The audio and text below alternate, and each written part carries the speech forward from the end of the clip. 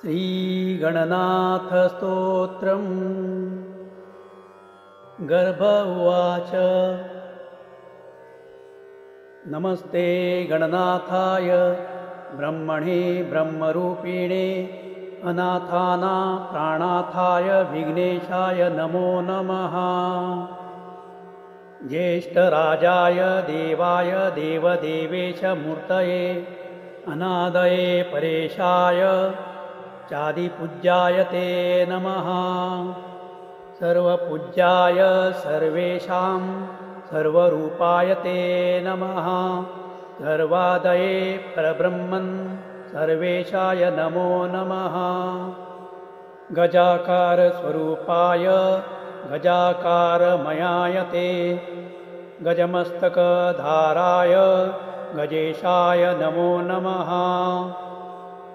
आदिमध्यान्तभावाय आनन्दपतये नमः। आदिमध्यान्तहीनाय वादिमध्यान्तगायते सिद्धिबुद्धिप्रदात्रे च सिद्धिबुद्धिविहारिणे सिद्धिबुद्धिमयाय ब्रह्मेशाय नमो नमः।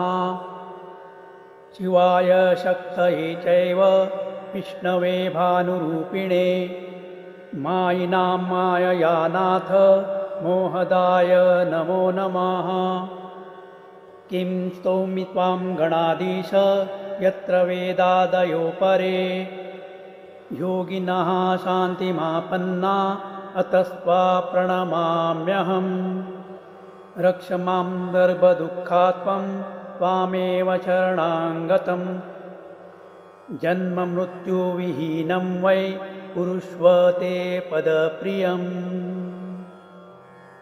इति श्रीमन्मुद्गले महापुराणे नवमखण्डे श्रीगणनाथस्तोत्रम्।